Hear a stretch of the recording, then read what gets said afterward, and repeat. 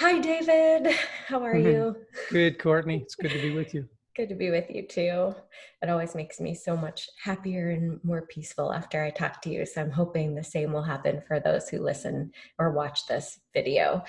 And before we start, I'd just like for you to share, you shared so beautifully just a moment ago, of who this video is for. Yeah, so this video is for anyone right now who in the future, but right now, especially while we're in the times of COVID-19 and this global impact that it's having on the world, for anyone seeking to find a way of processing what's going on within them, to be inspired to feel more self-empowered rather than disempowered by what's going on. And the ways that gets done will be what we'll be exploring. But it's for anyone that's really seeking with some level of openness to finding a way to live through these times with more self-love and compassion and connection with others and life. So it's for, and it can be actors in general, because we both come from that background. You're Yeah. currently still employed. Well, hopefully. Yeah, right. But it's for all people who are seeking, all souls who are seeking right now for stability during these times. Yeah. Well, let me just do a quick introduction of both of us so that the viewers know who we are. My name is Courtney Rioux. I am currently an actor on Chicago Med as a recurring character and the voice of Jimmy Dean commercials right now.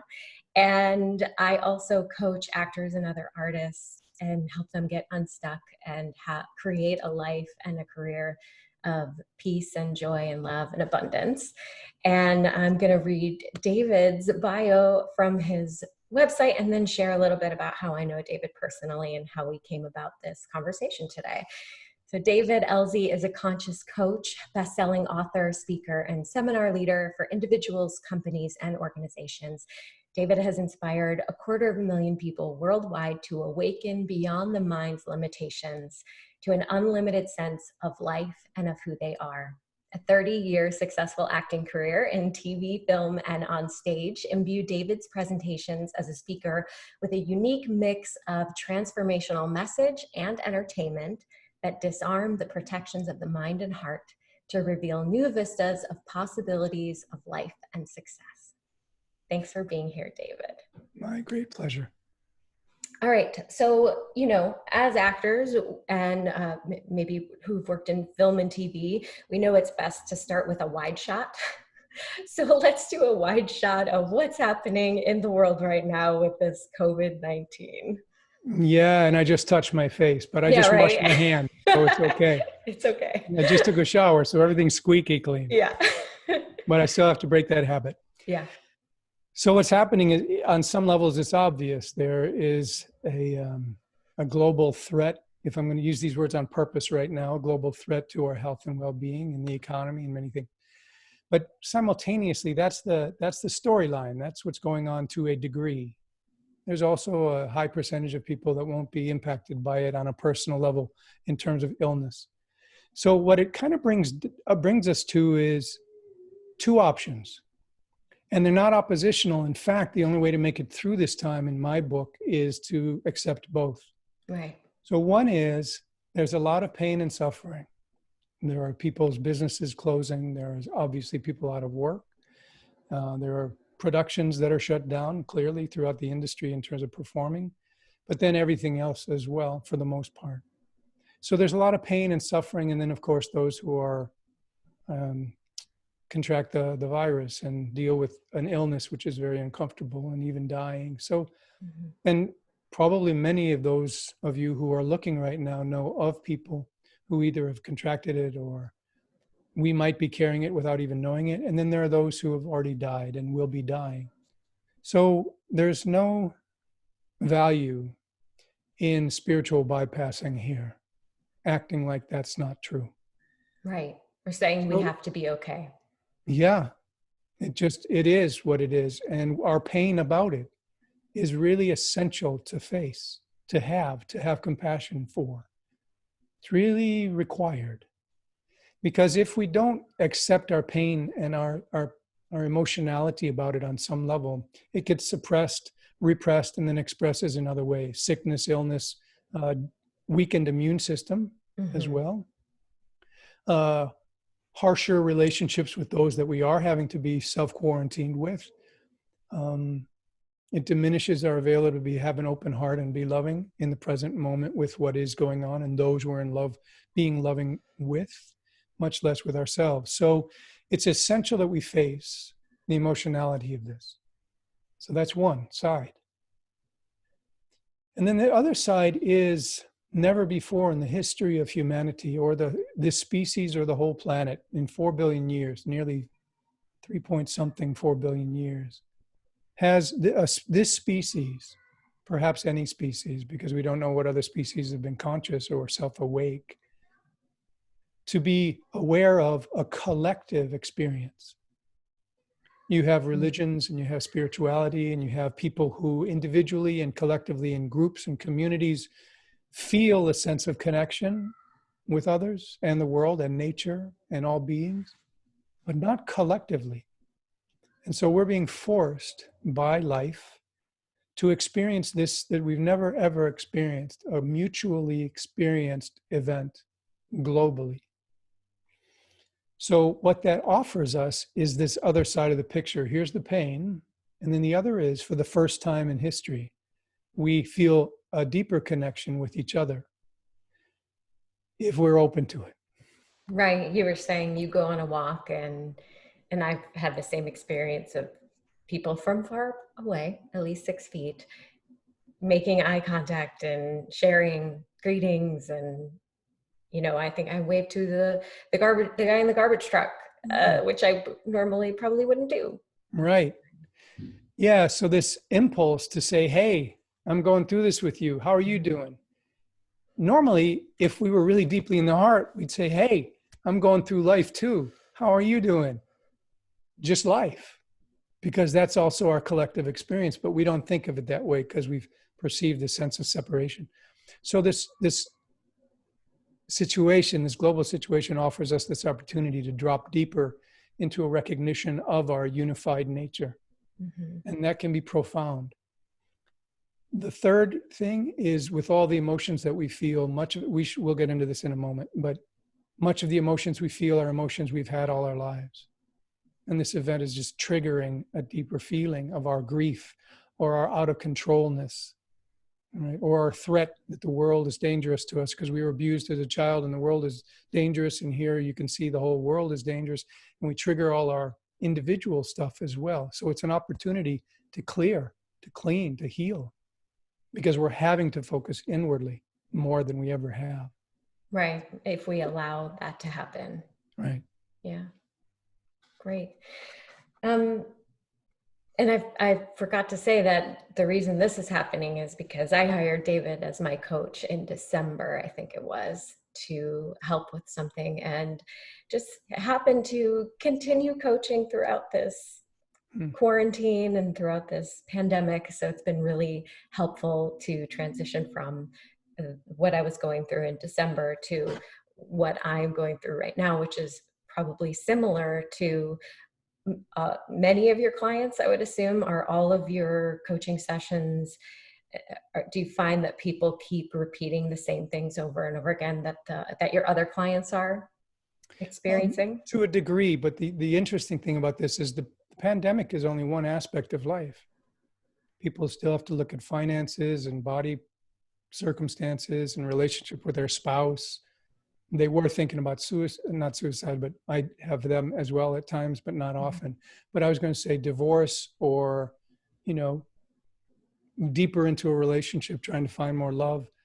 So, and everybody on some level, this is an interesting point here. Everybody on some level is attempting to heal from their own self-judgment. So the pandemic is just basically stirring up a lot of people's personal emotions, feeling out of control.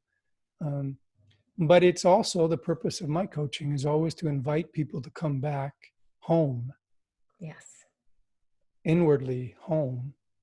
And that takes healing of a lot of things, not just the pandemic, but looking at feelings and habits of ways of perceiving ourselves in life. So yes, the answer is yes. Every call has to do with the pandemic on one level.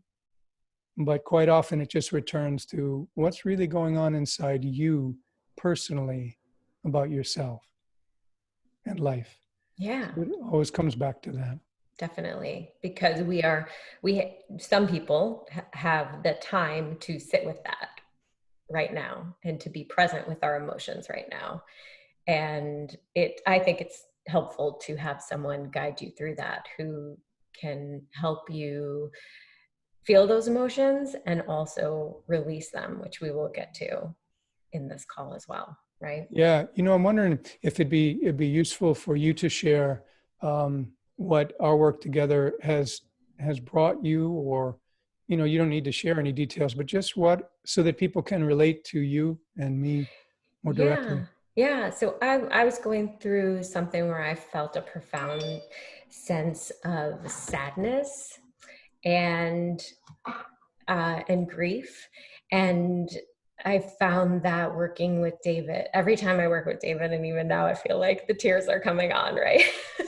So I have all these emotions come up, like sadness and grief. And I I feel like I would normally just push them down and be so busy in my life that I wouldn't have to feel those feelings, right? And what working with you does is allow me the space and the physical space, the time, the emotional space to become aware of those emotions, to become aware of why I'm feeling the things that I'm feeling, to actually feel them, and to be able to work through them and release them and let them go, so that I end up in a space of more peace, more joy, more love, all of those things. And without, like you said, spiritual bypass of like pushing the emotions away and being like, I'm totally fine. I'm okay right now. Nothing's happening. What are you talking about? Everything's great. I'm positive. I am full of gratitude. It's like, no, you have to feel those feelings that you might not want to feel in order to get through them and return to who you are as a human being, and like return, as Marianne Williamson would say, right? Return to love. Hmm. And thank you. And I didn't ask in order for anything to be attributed to me. I really meant this is an example of what is required right now of all of us, Mm-hmm. what you just verbalized. And without me as a coach or others, even therapists right now, we can't go visit a lot of, people that we might or you might be seeing. So coaching virtually is a powerful thing. Yeah. Um, in terms of being an actor or an actress, Mm. um, it's also valuable. So those of you that are watching that are in the industry, those of you that are watching, you have an opportunity during this time for it to be a boot camp in you mastering your own inner world. Because once you have once you let go of fear of specific emotions, like during my acting career, I was very uncomfortable with anger for various childhood reasons. And so that wasn't part of my palette. So as an actor, there was a missing color, right? In terms of authenticity, I could fake it, but it wasn't deeply, profoundly universal because I hadn't touched my own anger or fear, addressed my fear of it. So during this time, if you can consider really being self-respecting enough to explore, maybe even practice monologues or be virtual with a coach, or find a deeper quality of earnest sensing of emotionality, obviously in a correct and appropriate way. But in terms of script or in terms of your palette of colors of your humanness, you become that much more of a masterful actor. I'm going to watch Anthony Hopkins in Two Popes sometime soon Mm. because I just adore him. And Yeah. right, and I think of him as these full color and ranges that just flash before his tender is his presence. And so I just thought of that about actors, Yeah, and we Courtney. talked about that in one of our sessions, of how I had a belief from a past experience that emotions are dangerous, and how that is so not helpful as an actor to think emotions are dangerous, because if I avoid them in real life, if I avoid anger or sadness in real life, how, like you said, how am I supposed to feel that authentically and have a universal connection with others if I don't feel that, they won't feel that either when they're watching my performance. Right, exactly. And the segue of that, not a segue really, because I don't want to leave it, but a branch or a bridge to people who aren't actors is this is also a boot camp for becoming capable so that when this is over, you have a more grounded and personal sense of yourself. I'll share on a personal level as well. I've been a coach and a teacher now for almost 30 years as well, because I was acting and doing both for part of the end of my acting career.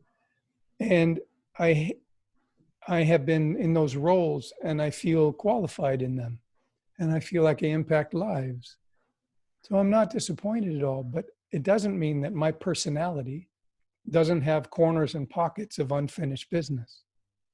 So just recently in this last year, I'm part of a men's group. And in the men's group, I began to feel more vulnerable in a positive way. It was like, I don't want to just be someone who's wise because he's been a coach all these years, or a teacher of emotional well-being. I actually want to speak from David, not from those roles in this group.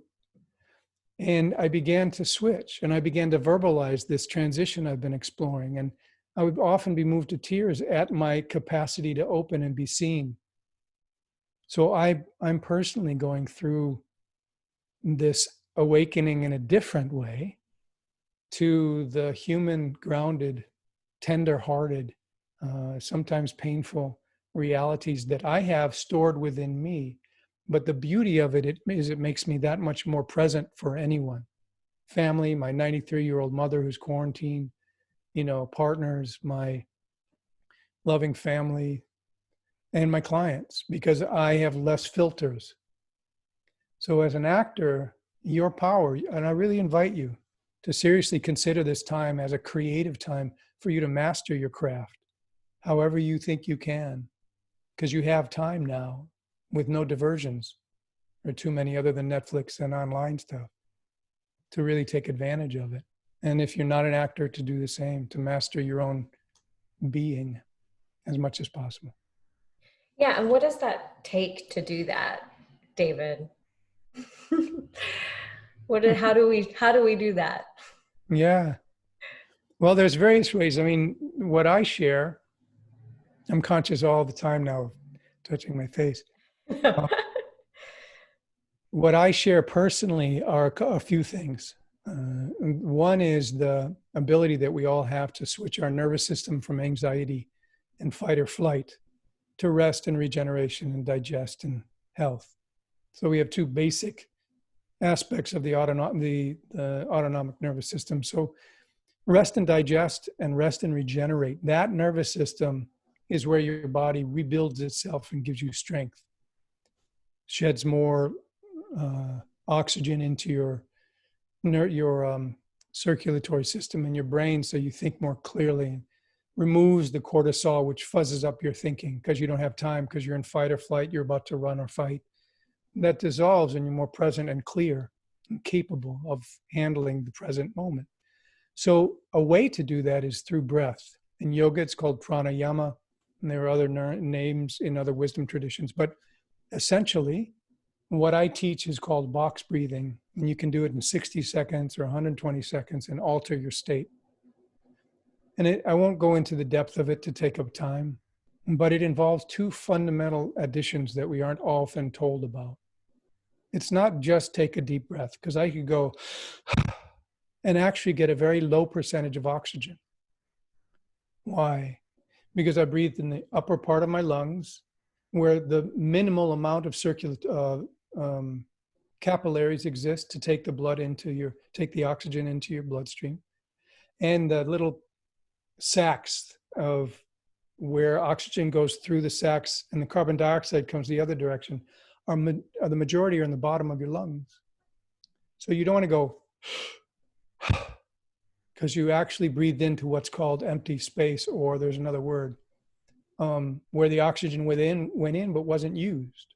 So you're actually diminishing your oxygen when you breathe that way. What you want to do is two things. Breathe through your nose, because there's a gas in there called nitric oxide, which, by the way, I found out is an antiviral. Oh, wow. So people that breathe slowly through their nose are also permeating their bloodstream with an antiviral quality. So slow is essential, slow through the nose, in and out. And if you can, at the top of the breath, so this is the box breathing. Everybody breathe in a little bit and then blow out what's in your lungs. Ready? Now breathe in through the nose slowly. 1, 2, 3, 4, and hold it for 4, 3, 2. Through the nose, exhale. 1, 2, 3. Now hold it, pause. 2, 3. Breathe in again through the nose slowly. Relax your body. 3. Pause. Exhale. Pause before you breathe in. Now breathe in. We're going to do 2 more. 4. Hold it. Relax your shoulders. Breathe out. Hold. And do this one on your own.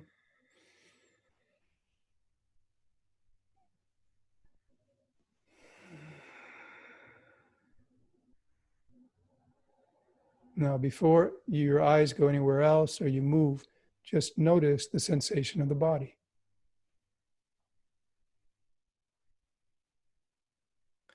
So what do you notice, Courtney? Just felt a sense of calm and relaxation and a feeling of safety. So all of those qualities you just mentioned are because the brain actually slowed down. Because non-safety is a neurological event. There's danger, there's risk, there's threat. That's all historical. Because in this present moment, while you're looking at this screen, if you don't go into your imagination, is there actually a threat or a danger in this moment? Mm-mm. So when we breathe like that, specifically like that, where you're holding your breath, which causes the little carbon dioxide gas in your bloodstream to tell the oxygen, hey, Buster, get out of that taxi called the blood cell. It's mine now. And carbon dioxide is brought back to the lungs and out. But the carbon dioxide is what's used to tell the oxygen to release into the body. So when you hold your breath, you're giving the carbon dioxide an opportunity to release more oxygen. So holding is very important. And this is an ancient breath, thousands of years old, called sama vritti, which means same length or same wave. So if you can do that for, 8 times, 4 times, you'll experience a difference. I've definitely been doing the box breath every day, multiple times a day since we've started working together, especially now during this time in quarantine. I've been using it a lot and it's been really helpful. I watched Chris Cuomo, he's tested positive for COVID-19, and a doctor called him and said, can you take deep breaths right now? And he was like, it's really hard. It hurts. And he's like, you have to do it. You have to take deep breaths right now. So it makes sense that what you're saying, it's actually an antiviral to take deep breaths through your nose and out your nose, because that will help fight the infection.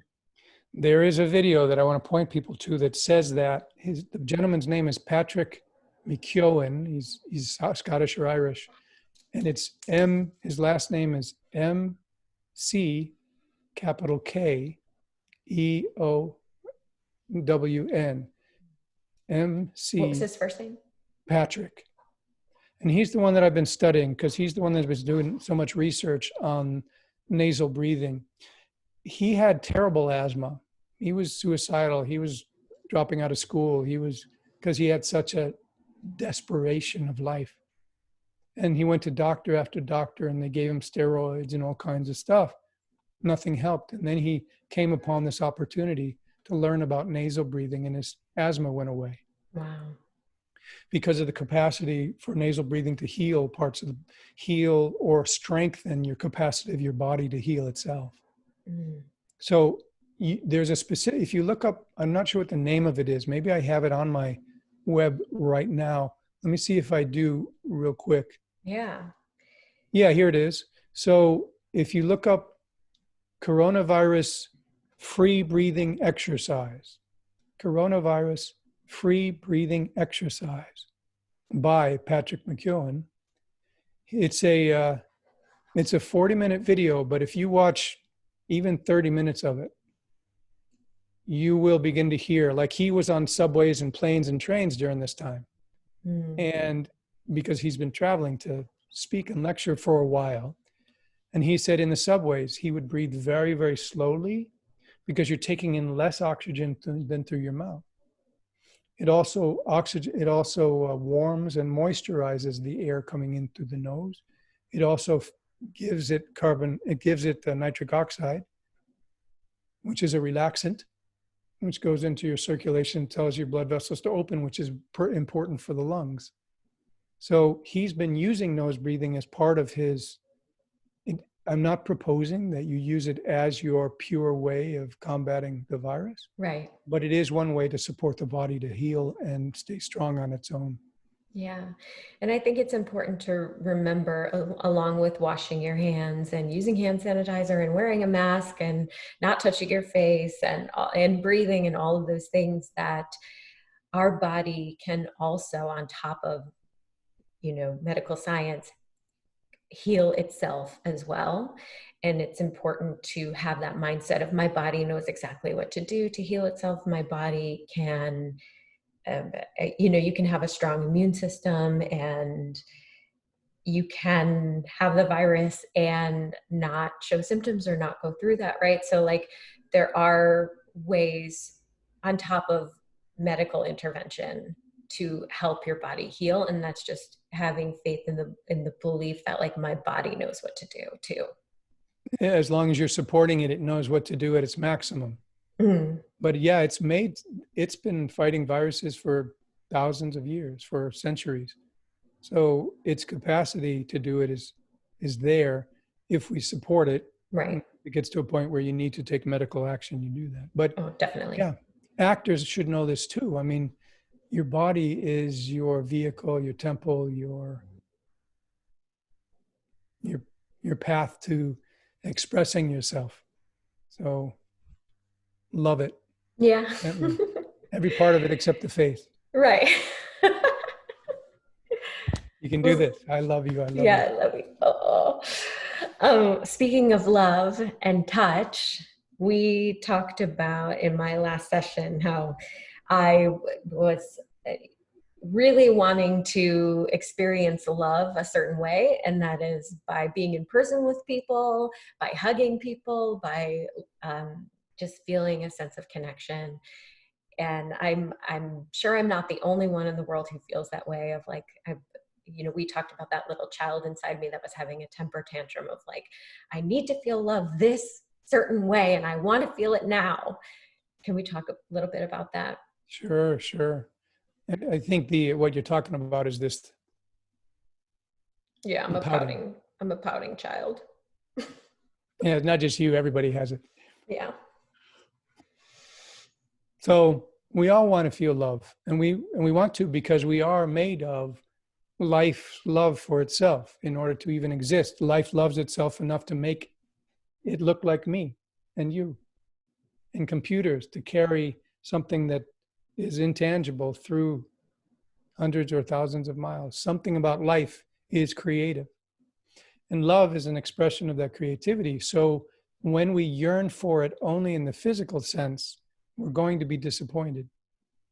I mean, as is happening right now. Right. So what you and I explored was the idea. So for all of your listeners right now, all of the viewers of this video, I'd like you to think about something or someone.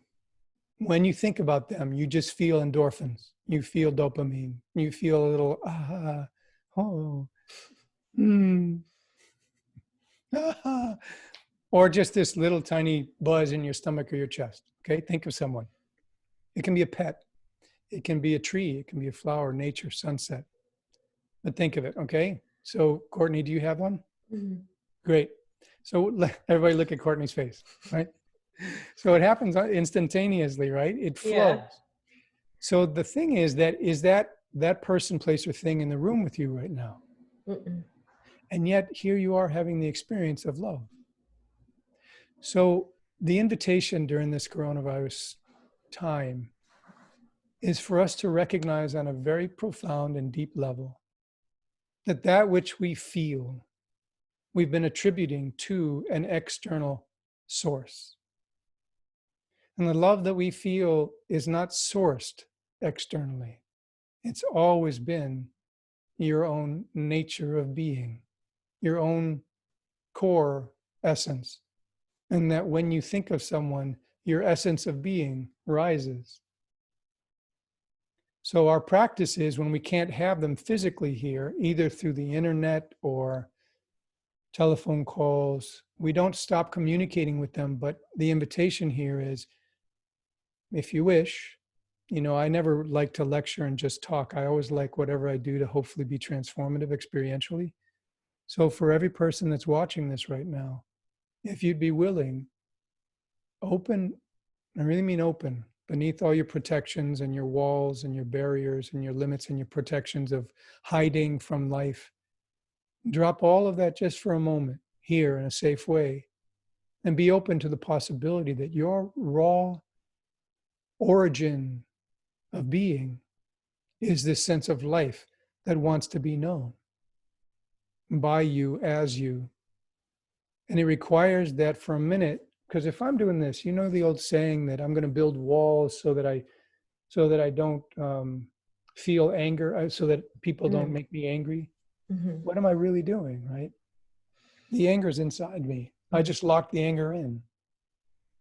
Right? So in order for love also to be known, drop everything so it can actually arise to your consciousness. So that love that you feel for that person or pet or nature or spouse or child or anything that really means something to you, can you be open in this moment to knowing for a fact, not a theory, that you feel that inside you, whether or not that external stimulant is present? And And so you the can feel it lesson, anytime too. anytime, the lesson is it's yours. Doesn't Mm. belong to anybody except it's yours. It's our brain saying, but that person makes me feel a certain way, Right. instead of realizing that the thoughts that you have about that person make you feel a certain way. Yeah. And even the thoughts, ironically, excuse me, the thoughts ironically trigger something that's still here anyway, whether the thoughts do or don't. Mm. So I'm actually proposing a deep, kind of a profound self-understanding that there is a place inside that requires nothing, that is already your nature. So in terms of you asking me a few minutes ago about what people can do to process their emotions and find some level of healing or quiet, the breathing is one physiological component. You don't have to theorize about it or understand it intellectually. Just do it. Just practice it. And by the way, do it right when you wake up, even before you open your eyes, and you will set the tone of your nervous system for your day. So your underlying is not fight or flight of anxiety when you open your eyes and go, oh, right, I'm in the world. And the adrenaline and the cortisol begins even before you get out of bed. Do this first. And the other is when you close your eyes to go to sleep, do this again. Have you had an experience of this going to bed or sleep, Courtney? Yes, I have been doing it when I wake up in the morning and when I go to sleep at night. It's just a helpful reminder to do it when, like, along with something for me too. So it is when I remember to do it first thing before, I reach over for my phone or Scott or whatever. If I remember to do that, yeah, it does set the tone for the rest of the day. Of a more calm and, like I said, safer feeling throughout the day. And then before going into sleep, if you set your tone into Mm. the parasympathetic or the resting, then your body regenerates faster also while you sleep. So people can use it Yeah. for sleep apnea or anything. Yeah, I've actually been having like COVID-19 nightmares where I'll have dreams about people like purposefully licking my face and saying like, you have the virus now, Yeah. or like dreams of people just come encroaching on my space. So I'm sure, that I haven't like clocked whether or not I've done the box breath before those nightmares or not, but I wonder if I, forgot to do it that night and then had some bad nightmares about it. Yeah, he might log. I did it Yeah, today. No yeah. nightmares. I did it. I didn't do it. Nightmares. You can see. You'll check in, but try it before. What I was going to say was the other thing to support is people letting go of the sense of wanting to be in control of everything, or Mm-hmm. that sense of wanting control is stored in the primitive brain. So it makes sense because you're wanting to survive as a body. But the invitation that Eckhart Tolle really invites us to have is in the now, what you're constructing as an imagined state isn't occurring. And in the now, the body can relax and find some peace. So letting go of wanting to control everything in the universe, your dog, your body weight, your husband or wife or mothers Or child. or the coronavirus Mm. or the president or government or any wanting to control this impulse. Let me be really clear about this. So listen really carefully. I'm not saying your desire for things to be different is not fine. I'm saying the emotionality that comes with it is a desperation, which is made up by the attachment to an outcome that you can't control. So it's an attachment to an imagined outcome which doesn't exist in this moment yet. And in Buddhism, attachment is basically the source of suffering. So, and Eckhart Tolle said it too. He said, how do you let go of attachments? Don't even try. It's impossible.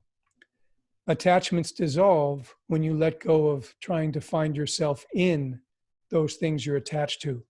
So if you're trying to find your happiness in the attachment of the coronavirus being resolved quickly, right? It's clear. You're not going to be happy. Right.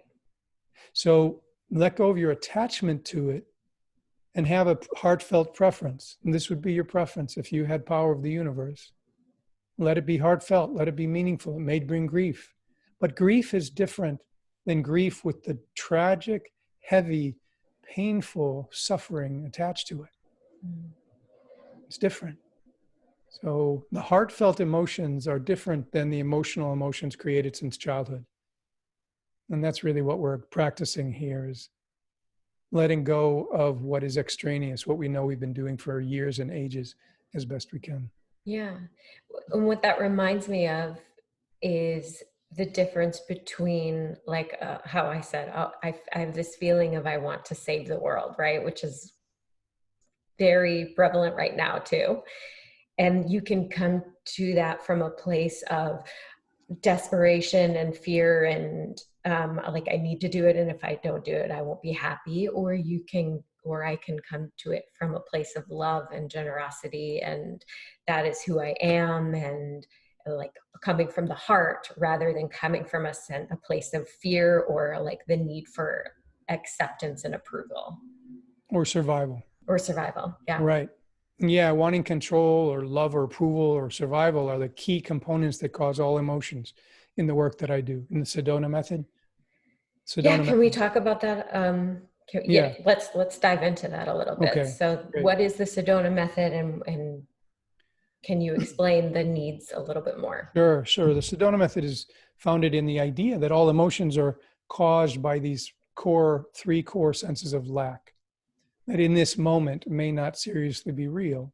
And so you're fabricating emotionality based on these three senses of lack: wanting to be in control, wanting love and approval, or wanting survival. And so, for instance, so let's do one for a minute, Courtney, for you. Yeah. And I know that people, we're probably aiming towards when we want to bring this to a close. So let's kind of capsulate this through an direct experience and then kind of see how to complete. But this is important. Um, so Courtney, if I were to ask you about a feeling or an issue in your life right now that stirs up an emotion that doesn't let you rest or be at peace, what can you think of an issue or a topic? Um, I would say kind of what we were talking about earlier today on the phone of I'm feeling this sense of like I have I anxiety around doing a lot during this time and feeling like I can't relax and take time off. And yeah, there's a sense of anxiety of like, wow, I overscheduled myself in a global pandemic. Yeah. Great. So that feeling of, wow, I've overscheduled myself and the anxiety that produces. The very first question in releasing or using this technique is, can you welcome or allow the sensations of the body, the emotion, the storyline you just verbalized? Can you welcome or allow those things simply to be here? Yes. Okay, that's the very first step. If you don't want them to be here, or you say to yourself, yeah, I'm enraged, but it's okay because, he didn't really mean it. That enraged is going to go in a pocket and just save for some later time, right? So it's important to welcome and allow what's here to be here. That's part of the compassion for ourselves that we need to learn. So good. So you can welcome or allow that those feelings are here and the story that goes with it. Yeah. Now, all we have to do is look beneath it, a layer. So that's the wave of the ocean, right? The emotionality. The world is doing this. Wow, I did this. I'm overpacked. I have too much to do. The world is in a pandemic. All of this. I It's like, always do the same thing. I'm, yeah, great, self-blame and judgment. Yeah. great. So those are all these of the water. Mhm. But underneath this, there's a trigger which is making the wave go up, which is this sense down here. So I'm going to ask you, when you think about this anxiety, is there mainly a core wanting to control something, wanting love or approval, or wanting safety or security, or wanting to survive? I would say it's probably wanting control and approval. Okay, we have all of them, so Yeah. you can't be wrong. So can you allow wanting control simply to be here for a moment? Yes. Okay, and that wanting control, sorry, I'm going to insert Dr. Phil here. I know what's coming. How's it working for you? It's not so great. Not so great. Not so great. Right. So just in this moment, I'm going to ask you 3 short questions. And I'm just finishing a video. So on my YouTube, you'll be able to see this exact thing that I'm doing and the explanation. But the first question is, if you had the power of the universe, if you were the power of the universe, could you let this wanting control go? Yes. Would you consider allowing it to release? Would you be open to feeling freer of it? Yes. When would you be open to that? Like today, next week, 6-month layaway plan? I would like to do that right now. Great. So would you be open just for a second, a nanosecond in time, to put down the suitcase called wanting control? Yes. I'm going to check again. Now, when you think about this overscheduling and the story that you were telling me, is there any more wanting control in this moment? Honesty is important. No. Right. And is there either of the other wants that were there? No. So what's here in place of them? There is a sense of calmness and peace, and that, I had the thought earlier today, but it wasn't. It was associated more with the anxiety than it was with this like calm and peace of like, you don't have to do any of this. You're choosing to do it, and you can say no, and you can reschedule, or you can, you know, but it was still in that feeling of fear and anxiety and wanting control. Right. And it's really important to note what happened. It wasn't that we said, just do an affirmation. I'm calm and peaceful. I'm calm and peaceful. Because if under the water, the triggers here, wanting control or approval or security, you can't make the water be still because this is still making it do this. So what we explore here is the spiritual and ancient principle that without the mind's construction of something, what's revealed is the calm peace, which is your nature, that's here simultaneously and always here. It's when we let go, it actually appears, as opposed to trying to superimpose it on what's already here. So like the awareness comes first of I'm feeling this way First, at first, and then the awareness of why am I feeling this way? What do I feel like I'm lacking here? Or what exactly am I lacking? right. And then acceptance of both of those things. Yes. And then you can ask yourself if you would be willing to let that go For the moment. for the moment. Yeah. And really, I like the phrase, can you put that suitcase down? I like that too. I just made it up, but Metaphors are really powerful and yeah, really helpful yeah, because you like visualize yourself just setting the suitcase down and this, or like taking the weight off of your shoulder and setting it down. And physiologically, you can feel that release right. when you visualize that. Yep. Especially if you're visual in your learning, you're visual in experience of life, kinesthetic. So everyone that's watching, Courtney, you just encapsulated it very well. So you have an emotion. Instead of going into, this is other visual. I'm very visual. Mm. I was a mime for a year, so in my body. I love it. And I still use it. I Yeah. still use it because it's like the idea that I'm not good enough or that the world is out to get me or there's threat and danger is like a filter that we create here, right? And we look into the world through the filter, when in reality, the filter doesn't exist unless I actually create it and hold it up. Mm. It's not here without me saying, yes, it is, right? So when I drop it, there's nothing here except space and possibility. So when we're letting go of wanting control, and that's how I use my mime. I use it in many ways. On my YouTube site, you'll see a lot of other demonstrations. But when the wanting control is here, and it's between me and freedom, or it's actually here between me and sensing the deeper freedom underneath it, Mm. when I for one moment put down the suitcase, I'm lighter, right? Mm-hmm. So visualizing putting down the suitcase of wanting control. So everybody right now who wants to control the coronavirus, wants to control the government, wants to control how many masks are not being used or tests aren't being done or whatever really stirs you up. Can you allow that you want to control it as much as you do? Just recognize it. Don't add to it. Don't say, yeah, David, but you don't understand because, and then you're off and you're leaving this moment and you can't let go in the past or future. So in this moment, just if you put down that suitcase of needing to control the entire world, would you be willing to take a breath? Hold it. Notice the stillness and exhale. Hopefully everybody watching has a little bit more sense of relief from being the one that's responsible for the whole world. We could go into many roles that we've learned to play since childhood too. Mm-hmm.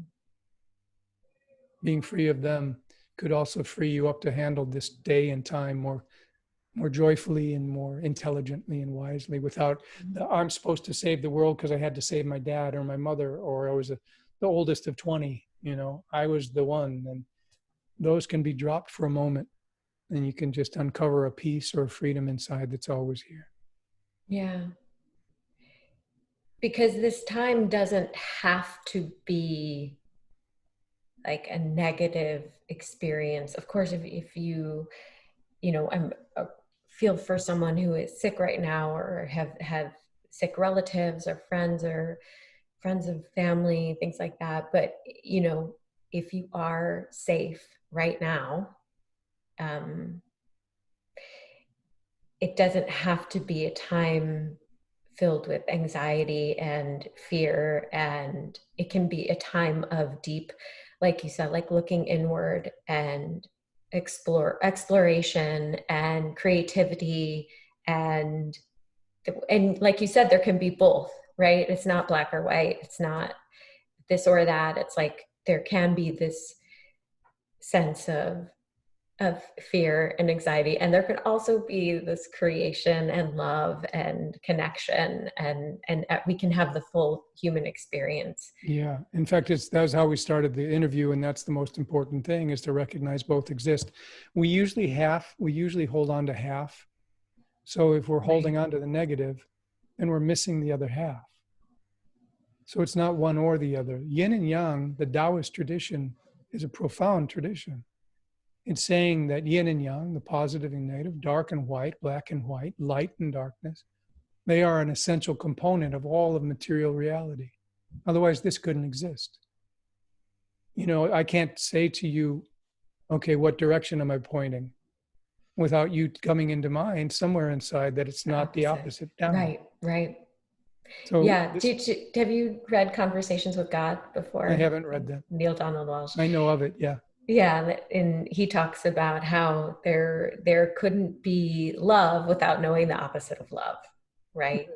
And we can't experience joy without the opposite of joy. And so, Yeah. And to move that from just spiritual languaging, you know, to your direct experience as those who are watching, can you allow, I'll ask you a direct releasing question. Can you allow that there is great pain and tragedy in the world right now? Can you recognize that that's true to the degree that it is? yeah, And can you be open to the possibility that there is also great human and humanity showing up right now of love and compassion at levels never before experienced as best you can? yes, I'm going to go to the other side again. Can you allow that there's tragedy and pain in the world as much as there is? yes, Can you be open to knowing that there's also a heightened level of humanity being expressed right now than ever before as best you can? yes, And if you just then step back, can you allow you to be that in which those both appear? mm-hmm. And that in which they both appear, meaning awareness or conscious you, that awareness in this moment, does it require either to exist or not exist in order for awareness to simply be? Can you repeat that? Yeah. Yeah. So this awareness, is Yeah. it aware of my voice? Yes. Is it aware of you responding? Yes. Is it aware of those two options of tragedy and love? Yes. So that awareness, does it require any of those elements I just noticed to change in order for awareness to be? No. Awareness always is its own reality in which we experience the ups and downs. Pema Chodron said, it's not about solving problems or passing a test. It's about life being solved and then not solved, and then solved and not solved. That's, she says, that's just how it is. Mm-hmm. Our task is to allow room for all this to happen. So internally, we have to be open to being spacious enough to recognize all of the spectrum, not just glom on to half. Don't watch the news 24/7. Do not, if you want to experience peace. Watch it as much as you need to stay informed, but fast from the news every once in a while. To have space to see both your own love, your own care, your own quiet, and Mm-hmm. what's going on in the world. Yeah. And you know, when I work with people, often it takes something really big for people to take that time and space to look within and to be open and willing to see things differently, or to create change. And you know, like, this is a really big event. This is a big moment globally. And hopefully that will inspire people to take this time and space to turn within. Yeah. Yeah. So everything that we've said in this interview, and I'm really grateful to have a chance to talk to you and to talk to the many people that will be watching this who know you, and also Yeah. to have to introduce you to the many people that will be watching that I'll share this with. I think that's the main point that you're making, Courtney, is that if we only focus externally, we will always be miserable. Mm-hmm. And if we turn within to find where we feel our joy and our love, at least we can bring that to the world as it unfolds. Definitely. So before we wrap up, do you want to share with people how they can find you and watch your videos and work with you? Sure. So my YouTube channel is just my name, and on it you'll see um, playlists. One is about COVID-19. I've made a few videos already. Um, and then I also have a number of others. One has the Sedona Method and letting go, and then others, how to live as conscious awakeness every day. And there's a lot of viewers. I mean, it's hundreds of thousands in total, all combined. So I'm really grateful that people have come by the site. And I'll continue to make new ones. So be sure you subscribe. How to release. I'll do direct releasing processes with you to feel better. Also on my website, if you want to be on my mailing list, I will have a product coming out in 2020 called Awakened Life 2.0, and it's going to be including letting go through the Sedona Method, the sacred power of breathing to really shift our experience, also the power of silence, and the power of love. And I combine those as the techniques that I use, and I believe it's going to be a powerful video, multi-video product. So online.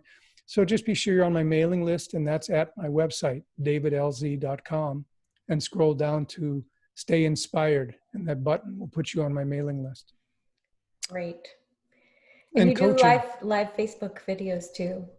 Yeah, every Friday morning at 9 a.m. Central, I do Facebook Live. 2 weeks ago, I played my harmonica, so that was fun. Nice. But I don't always entertain that way. Sometimes I do mime and using it as a principle to teach a spiritual principle. But often I am talking about what's going on in the world and how we can have the capacity, strengthen our capacity to handle it in a way where we're loving and self-empowered.